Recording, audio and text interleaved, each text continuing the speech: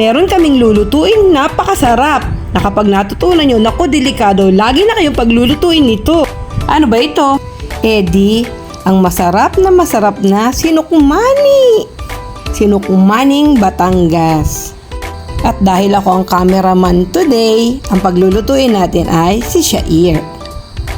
Para sa pagsisimula, ilista natin ang ating mga ingredients. Matamis na bao o sangkaka at brown sugar. Alinman sa dalawang yan, ubra. Ubra para pampatamis. Purong gata at syempre, ang malagkit na sungsong o yung malagkit na pabilog at hindi pahaba. Gaano karami? Depende kung gaano karami ang inyong lulutuin. Sa lulutuin naming 2 kilot kalahati na malagkit, naghanda ako ng 1 kilong matamis na bao at kalahating kilong asukal na pula at 750 ml na purong gata. O siya, tara na! Magsimula na! Ang first step, isasaing natin ang ating malagkit. Hugasan muna natin yung ating bigas o yung malagkit na isasaing natin. Kasi sa paghuhugas natin yan, maaalis natin yung kung mayroong mga gabok o may mga dumi ang bigas. Marunong bang magsaing ang lahat? Kung gaano karami yung inyong malagkit, ganun din karami ang tubig nyo. Habang sinasaing, kung sa rice cooker man o kung sa kaldero lang, bantayan nyo yung inyong sinasaing. Kung makikita nyo, 750 ml na purong gata at parang lalambot siya, bawasan natin ang kanyang tubig at ipunin natin yung pinalis nyong sabaw. May paggagamitan ba ng sabaw? Wala. Pwede lamang yang gawing inumin. Kasing lasa yan nung barley juice na sikat sa Singapore. Kaya, ipunin nyo at try nyong inumin with sugar. Dito sa amin, ang tawag dyan ay aam. Yung ang mga baby, kapag walang maipadede, yan ang ipinadedede ng mga mami. Tipid na, masustansya pa. Shoutout nga po sa mga maming nakapagpadede ng ganyan sa kanilang mga baby. At salute po sa inyo, napakagagaling yung dumiskarte. Habang nagsasaing, dapat tinunaw nyo na ang inyong asukal o ang inyong sangkaka o ang matamis na bao. Pagkatapos, pag tunaw na, lalagyan nyo na ng inyong purong gata. Tapos, let it boil. Pakuluin. Dapat medyo malaki at malalim ang inyong pagpapakuluan dahil umaawas yan habang kumukulo.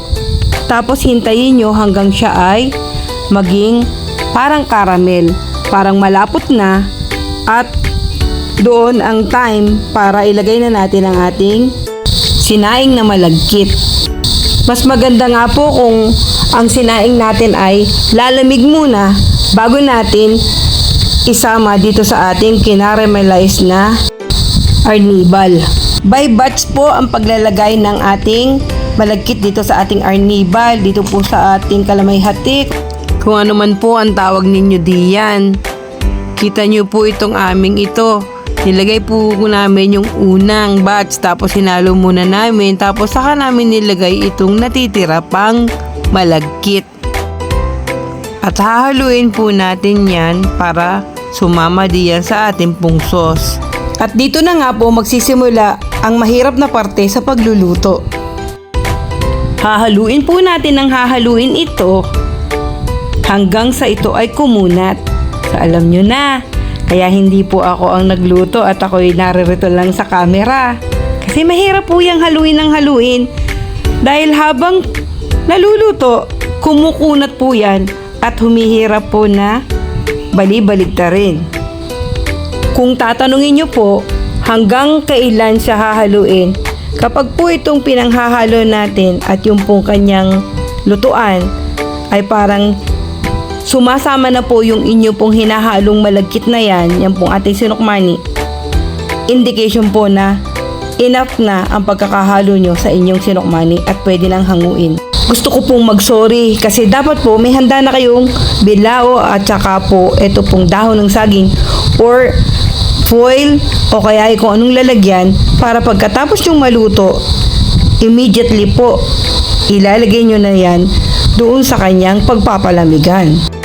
Dahil ang sinukmani po ay hindi kinakain ng mainit, pinapalamig at pinapatigas. Pagkaahon natin ng ating sinukmani, isinasali na agad ito dun sa kanyang pagpapalamigan. Dahil ito ay ifo-form pa, papatagin, aatagin, para ito ay ipaplat. At yun ay ginagawa sa sinukmani habang ito ay mainit pa. Para susunod pa ang sinukmani natin sa kung anong shape o kung anong kapal na gusto nating mangyari sa kanya. O ito na po ang makunat na sinukmani natin na mamaya lang ay pwede na nating kainin. Kung gusto nyo rin po ng masarap na sinukmani, sundan nyo lang itong pagluluto natin. Detailed naman po. At comment nyo naman sa amin paano nyo siya niluto at kaanong karami ang inyong pinatikim. Hanggang sa muli po. Thank you for watching.